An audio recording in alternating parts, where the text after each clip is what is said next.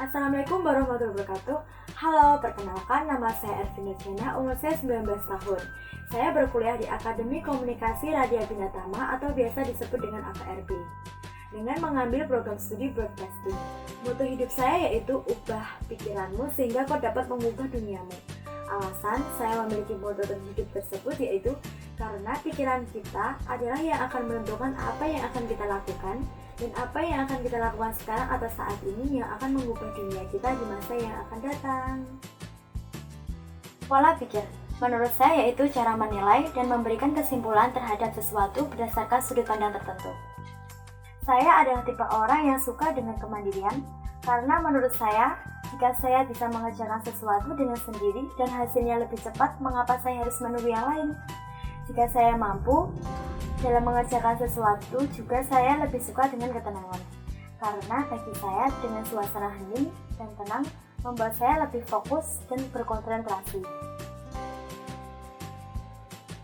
Saya suka mendalami dunia seni dan editing daripada dunia akademik. Karena bagi saya, editing dan seni itu asik, luas, bebas, dan tidak terikat. Harus menghafal nama-nama yang bagi saya itu sulit dihafal. Di dalam editing atau seni, saya bebas berekspresi sesuai dengan kehendak hati saya. Dengan kebebasan itu, saya terbiasa untuk mencoba-coba apa yang saya ingin lakukan, sehingga melatih kemampuan kreativitas saya dalam berekspresi. Saya berusaha terus berlatih, mencoba dan mencoba merubah hasil karya. Saya selalu berusaha lebih baik dari yang sebelumnya. Dan saya memberikan kebebasan seseorang dalam menilai atau mengapresiasi karya saya. Saya berpikir bahwa hidup di dunia tidak sendiri dan selalu berdampingan dengan orang lain. Sehingga saya juga harus bisa masuk di dalam dunia mereka. Menurut saya, tokoh yang menginspirasi dalam buku cerita tersebut yaitu yang bernama Sniff. Ia mampu mencium adanya perubahan dengan cepat, lalu Scurry yang mampu segera bergegas untuk mengambil tindakan, serta How yang mencoba beradaptasi jika ia ingin berubah ternyata mendatangkan sesuatu yang lebih baik. Pola pikir Ham dan How menggunakan otak mereka yang rumit dan dipenuhi dengan berbagai keyakinan dan emosi. Sedangkan Sniff dan Scurry menggunakan metode trial dan error. Sniff dan Scurry tersadar dan menganalisis perubahan-perubahan kecil di sekitarnya, bahwa cici yang mempunyai persediaan banyak, lambat laun juga akan habis. Maka mereka bergerak cepat untuk mencari cici yang lain. Kebalikan dari pikiran Ham dan How, bahwa mereka menganggap dengan persediaan cici yang amat banyak mampu menghidupi seumur hidupnya. Hingga pada akhirnya mereka baru tersadar jika cici yang dia ambil setiap hari lambat laun juga akan habis. Tetapi mereka bukannya langsung mencari jalan keluar, mereka malah mempersulit pikirannya dengan mempermasalahkan kenapa cici bisa habis. Siapa yang mengambilnya? Ham dan How terjebak di zona nyaman hingga akhirnya mereka berpikir jika kita berubah akan membawa dampak yang lebih buruk. Dengan perasaan ketakutan membuat mereka takut mencoba. Ia hanya bergantung pada cici, padahal di cici tersebut tidak berubah. Semakin lama mereka kelaparan dan kondisinya tubuhnya semakin menurun. Pada akhirnya How menggunakan imajinasinya dengan membayangkan dirinya dengan detail bahwa dirinya akan menemukan sesuatu yang lebih baik, bahkan jauh lebih baik. How terus mencoba menelusuri labirin-labirin yang belum ia telusuri sebelumnya. Perasaan takutnya terkadang membayanginya, tapi dengan rasa ikhlas, dengan perubahan, ia mulai beradaptasi dengan kehidupan barunya. Ia merasakan terbiasa, bahkan membuat dirinya senang dengan kehidupannya. Perasaan ketakutan sudah tak lagi muncul. Hingga akhirnya, dengan kerja kerasnya, How menemukan GC stasiun N yang ada. Hingga akhirnya dengan kerja kerasnya, si How menemukan GC stasiun N yang ada tumpukan GC-nya di mana-mana, dan How melihat Sniff dan Scurry berada di dalam GC stasiun N tersebut. Saat How menikmati GC barunya, ia menyadari bahwa ketika ia takut berubah, ia akan terbelenggu dengan GC lamanya yang sudah habis. Ia juga mengakui bahwa halangan terbesar di dalam diri kita adalah yaitu diri sendiri. Segala hal tidak akan lebih baik hingga kita mau berubah.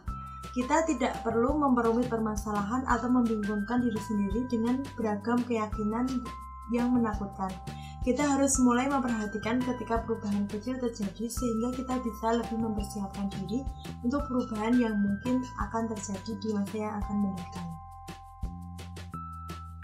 Hal yang menarik yang bisa Anda pelajari yaitu bagaimana menyikapi setiap perubahan yang terjadi dalam hidup.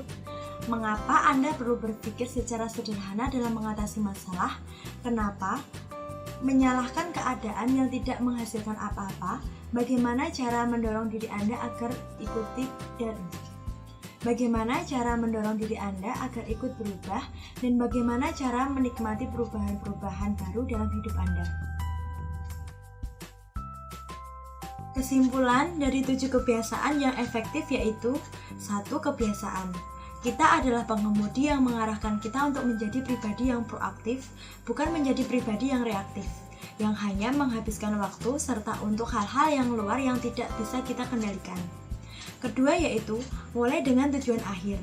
Putuskan untuk menciptakan tujuan hidupmu, buatlah gambar atau jalan menuju tujuanmu agar kita bisa fokus dengan tujuan kita dan lakukan sesuatu yang mendorong atau mendukung kita untuk mencapai tujuan kita. Yang ketiga yaitu dahulukan yang utama. Jadikan tujuan akhir hidup kita sebagai prioritas yang utama dalam hidup kita. Yang keempat yaitu berpikirlah menang-menang. Semua yang ada di dunia ini sangatlah banyak dan melimpah. Tuhan membagi-bagikan rezeki dan nikmatnya secara adil. Misal kita dan teman kita sama-sama berjualan di pasar dengan dagangan yang sama. Bukan berarti teman kita adalah saingan kita, karena Tuhan telah adil membagi rahmatnya. Mungkin terkadang kita justru membeli dengan teman kita atau menjualkan dagangannya dan sebaliknya agar pelanggan kita tidak kecewa. Yang kelima yaitu berusaha mengerti lebih dahulu baru dimengerti. Berusahalah untuk mengerti keadaan seseorang, baru setelah itu berharap seseorang mengerti keadaan kita. Sebagai contoh, teman kita ada yang bercerita masalah hidupnya. Kita berusaha mendengarkan ceritanya dengan seksama, dan setelah itu kita harus memberikan solusi atas masalah yang teman kita hadapi. Yang keenam yaitu sinergi, saling kerjasama. Kita harus yakin bahwa dengan kerjasama akan menghasilkan sesuatu yang lebih besar dan lebih bermanfaat dibandingkan jika kita bekerja secara mandiri, karena banyak ide-ide di setiap pikiran masing orang-orang. Yang ketujuh yaitu mengasah gergaji. Kita harus selalu berusaha meluangkan waktu untuk terus belajar dan meningkatkan kualitas hidup kita dalam 4 hal yaitu 1. Fisik yaitu badan kita, yang kedua spiritual, kepercayaan atau keimanan, yang ketiga kognitif, pendidikan formal atau akademik, dan yang terakhir yaitu sosial, kepada masyarakat agar kita merasa seimbang dalam menjalani kehidupan kita.